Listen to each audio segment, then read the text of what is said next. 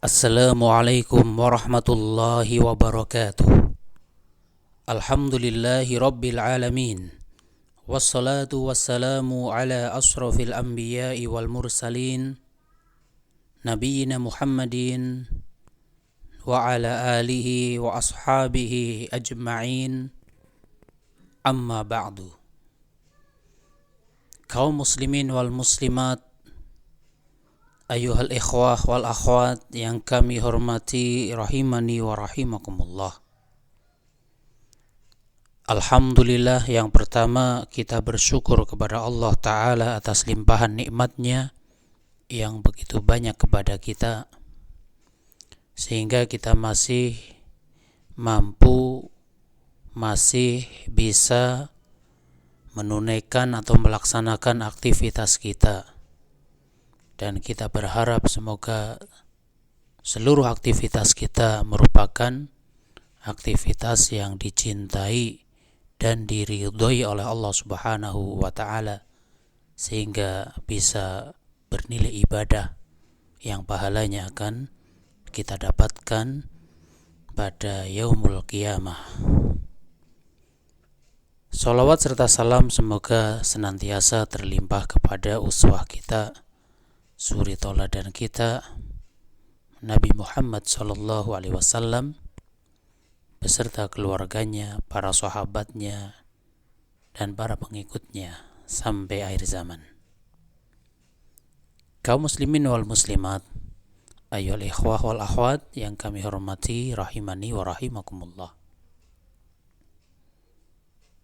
Pada kesempatan kali ini kita akan mengawali kajian atau pembahasan tentang penjelasan kitab Al-Ajurrumiyah, sebuah kitab yang cukup terkenal di kalangan kita kaum muslimin, kitab yang membahas tentang kaidah-kaidah nahwu, terutama bagi para pemula, bagi mereka yang memulai, mengawali, mempelajari tentang kaidah bahasa Arab atau yang sering kita dengar dengan istilah ilmu nahwu.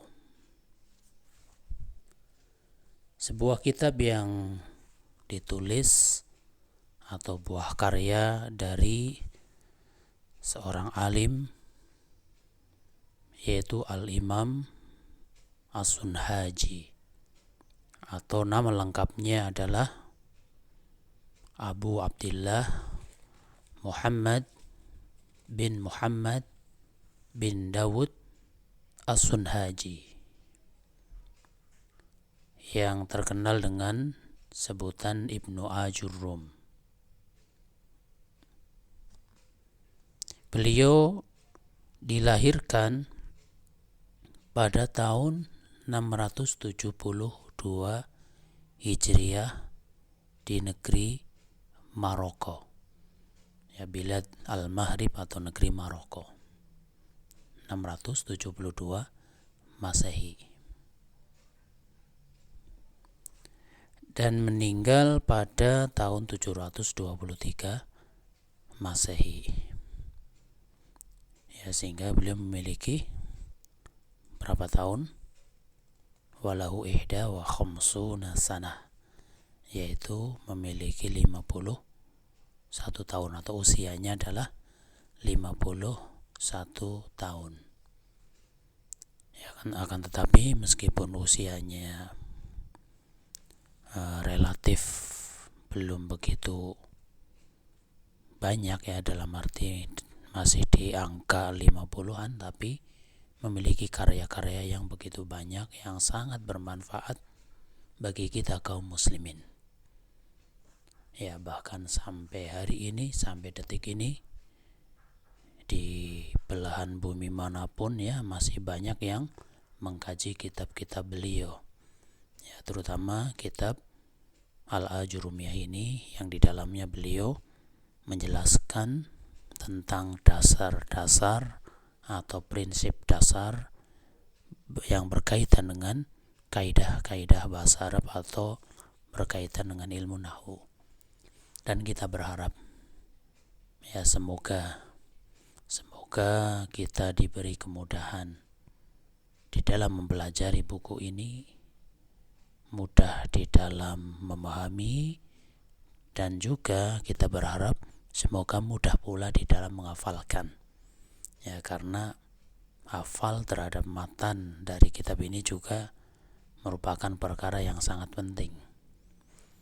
Ya, karena di matan tersebut itulah intisari ya dari kaidah-kaidah nahwu yang beliau sampaikan ya, sehingga sangat penting ya kita menghafalkannya.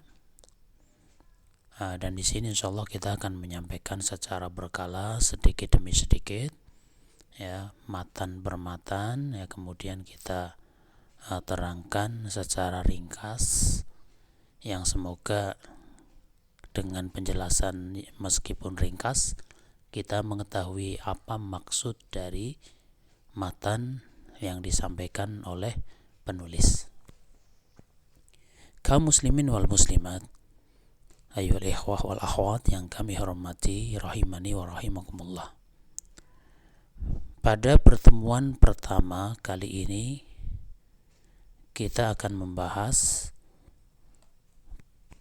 penjelasan atau masuk ke materi awal dari kitab ini, yaitu tentang permasalahan atau pembahasan al-kalam. Ya, kita akan membahas tentang al-kalam. Qala al-muallifu rahimahullah. Al-muallif al-imam Abu Abdillah Muhammad bin Dawud As-Sunhaji rahimahullah, beliau mengatakan, al-kalamu huwa al-lafzul murakkabul mufidu bil wad'i. Kalam dalam bahasa Indonesia sering disebut dengan kalimat. Ya, kalam, kalau diterjemahkan apa bahasa Indonesianya kalam, maka sari kata yang paling dekat adalah kalimat. Apa yang dimaksud dengan kalam? Maka beliau menjelaskan, al-kalamu huwal lafzul murakkabul mufidu bil wad'i. Kalam atau dalam bahasa Indonesia disebut dengan kalimat adalah al-lafzu, lafad. Lafad yang bagaimana? Al-murakkabu, lafad yang tersusun. Susunan yang bagaimana? Al-mufidu, yang punya pengertian sempurna atau memberikan faidah. Kemudian dengan cara apa? Bil wad'i, dengan disengaja dan menggunakan bahasa Arab. Ya, kita perhatikan ta'rif atau definisi dari kalam. Al-kalamu huwal lafzul murakkabul mufidu bil wad'i. Kalam adalah lafaz yang tersusun, yang mempunyai pengertian sempurna dengan disengaja dan menggunakan bahasa Arab. Ya, kita mengkritisi dari sisi tulisan ini kurang spasi ya, silahkan dikembalikan, artinya kembalikan ke cara penulisan yang benar. Afan ini salah, dalam arti kurang spasi, huwa kemudian spasi al-lafzu ya, karena kita mengambil tulisan ini maka ana sampaikan al-kalamu huwal lafzu ya, dari sisi penulisan saja, setelah wawu kasih spasi baru alif, gitu maksud ana ya. Akan tapi dari sisi pemahaman kita akan membahas tentang masalah ini. Sekali lagi, kalam adalah pertama lafaz, kedua murakkab, ketiga mufid, keempat bil wad'i. Maka dari pengertian di atas dapat kita simpulkan bahwa suatu ungkapan, suatu perkataan akan bisa disebut sebagai kalam apabila memenuhi 4 syarat. Sebagaimana tadi disampaikan oleh muallif, bahwasanya kalam itu ada 4 syarat. Pertama lafaz, kedua murakkab, ketiga mufid, keempat bil wad'i. Kita akan mempelajari satu persatu. Yang pertama, yang namanya kalam itu pasti berupa lafaz, itu pasti. Ya. Kemudian apa yang dimaksud dengan lafadz? Maka kita tuliskan di sini lafadz artinya suatu kalam itu harus ada lafadz atau berupa lafadz.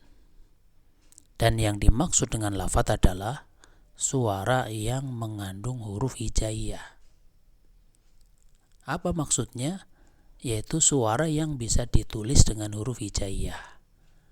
Kita mendengar suara, kemudian suara itu bisa diwakili dengan huruf hijaiyah ketika ditulis. Maka itulah lafadz. Misal ya, ini misal. Lafadz Zaidun. Kita mendengar ada orang mengatakan Zaidun. Kita katakan Zaidun adalah lafadz. Kenapa? Karena dia mengandung huruf za, ya, dan dal.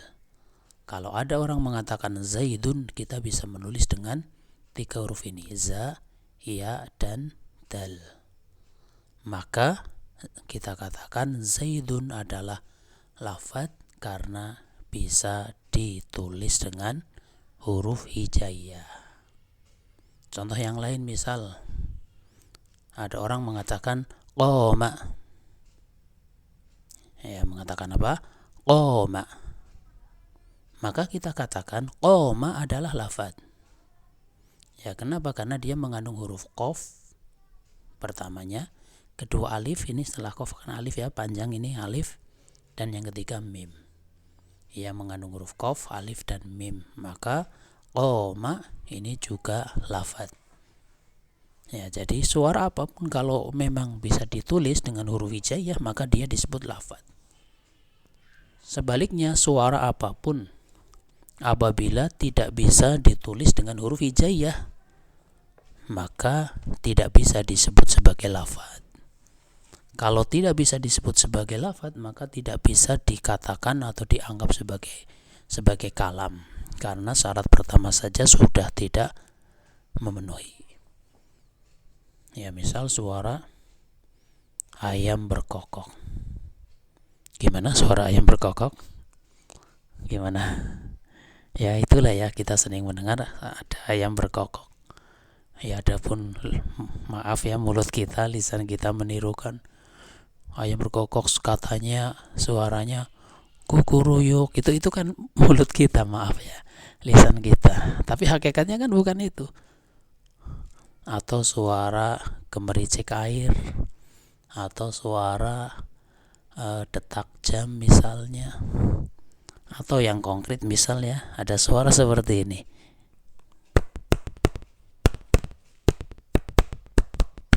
Ya, suara seperti itu tadi ya. Ya, itu bisa nggak kita nulisnya? Nggak bisa. Ya, atau suara meja di ketok gitu, di mengetuk meja gitu ya. Ya, misalnya. Itu kita nggak bisa menulisnya. Adapun maaf, mulut kita tok tok itu kan mulut kita, tapi apakah ini suara tok tok? Kan bukan itu kan. Maka itu contoh. Ada suara tapi tidak bisa ditulis dengan huruf hijaiyah maka bukan lafadz. Ya, sehingga kita tidak mengatakan ayam itu berkata, kan enggak. Ayam itu mengucapkan kalam, yang enggak bisa. Ya, kenapa? Karena enggak ada lafadznya gitu. Ini syarat pertama, apa lafadz? Apa intinya? Lafadz itu suara yang bisa ditulis dengan huruf hijaiyah. Dan kalam itu tersusun dari lafadz. Sehingga syarat kedua adalah al-murakkab. Al-murakkab artinya tersusun. Ya, al-murakkab artinya tersusun. Ya, artinya setelah ada lafadz maka lafadz itu harus disusun, minimal tersusun dari 2 kata. Yang namanya murakkab itu minimal 2 kata. Sehingga yang namanya kalam minimal ya 2 kata. Karena harus tersusun.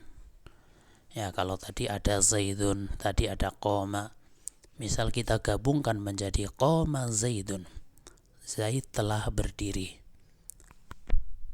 Maka ini sudah memenuhi syarat sebagai kalam. Kenapa? Karena sudah tersusun dari 2 kata. Ya, atau contoh yang lain, Zaidun qaimun. Zaid adalah orang yang berdiri. At-talibu mujtahidun. Siswa itu rajin atau bersungguh-sungguh, itu sudah murakab. Ya, jadi sekali lagi, yang namanya kalam dia berupa lafadz, lafadznya harus disusun minimal 2. Kemudian apakah cukup 2 syarat tadi? Belum. Harus memenuhi syarat yang ketiga, yaitu mufid, artinya punya pengertian sempurna atau memberikan faidah. Maksudnya adalah bahwa suatu ungkapan itu akan dikatakan sebagai kalam apabila ungkapannya itu bisa difahami oleh kedua belah pihak. Bisa difahami baik oleh yang berbicara ataupun oleh yang mendengarkan. Artinya si pembicara dan si pendengar sama-sama faham. Misal ada kalimat qama Zaidun, yang artinya apa tadi? Zaid telah berdiri. Ya. Maka ini sudah bisa disebut sebagai mufid. Kenapa? Karena bisa difahami.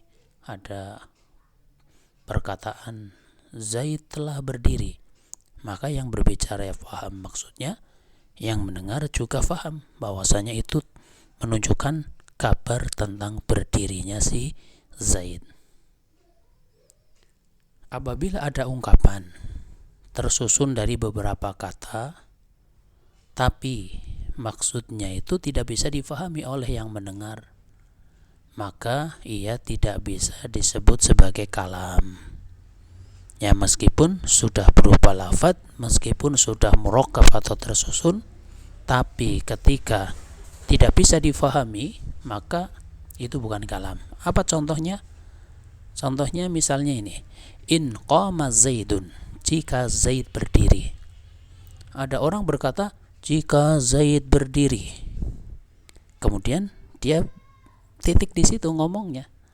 Ya, maka ini tidak bisa disebut kalam meskipun sudah ada 3. Ya, in, ada koma, ada Zaidun, 3 kalimah atau 3 kata. Ya. Dan in qama Zaidun itu akan menjadi kalam apabila disebutkan lanjutannya.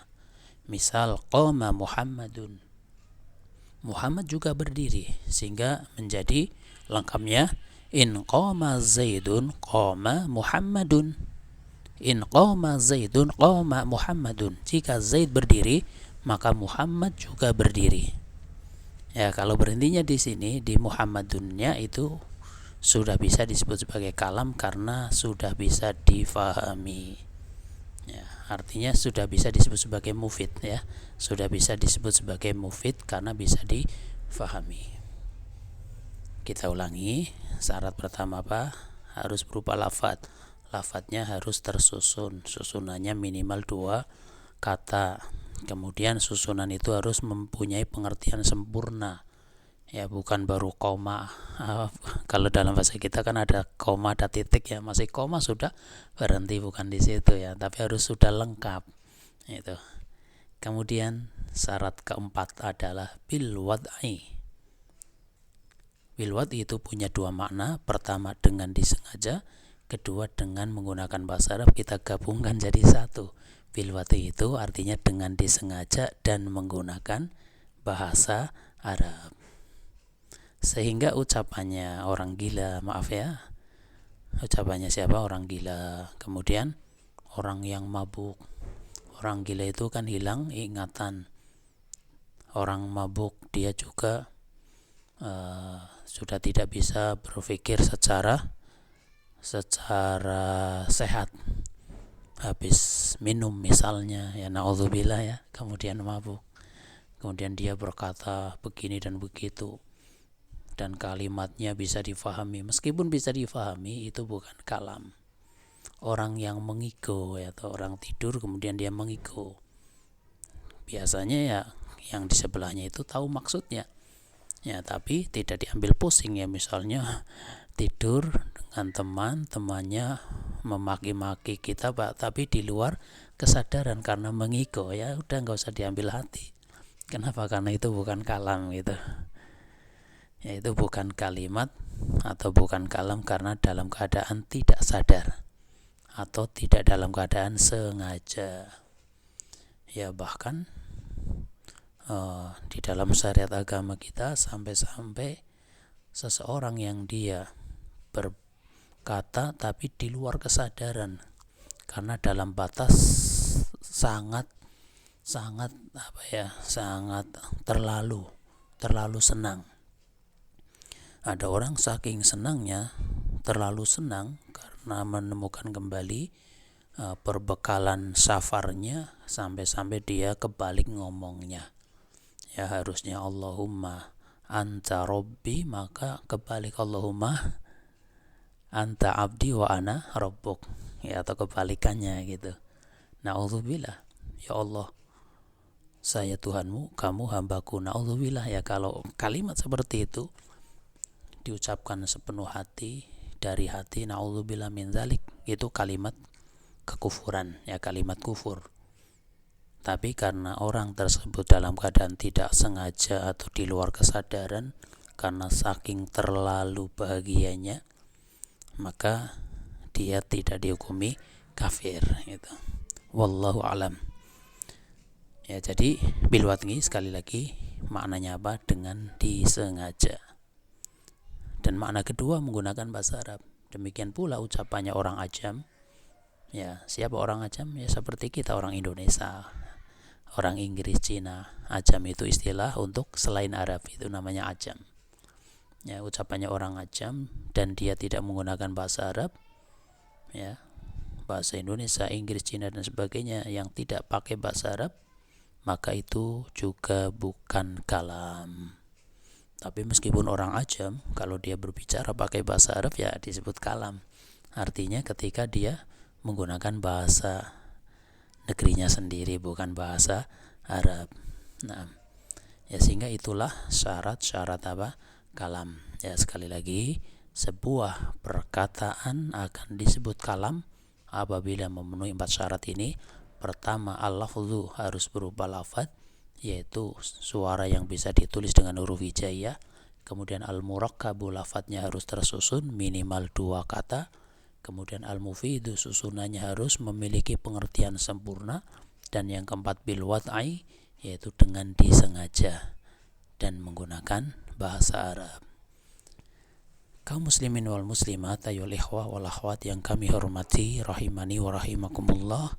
Demikian pertemuan pertama kita berkaitan dengan penjelasan dari kitab Al-Ajurumiyah karya Al-Imam Al-Sunhaji rahimahullah. Semoga kita diberi kemudahan di dalam memahami, dan semoga waktu yang kita luangkan untuk mengikuti pembahasan ini akan diganti oleh Allah Ta'ala dengan pahala di sisinya. Atas kesalahan kekurangan ana minta maaf yang sebesar-besarnya. Wallahu a'lamu bissawab.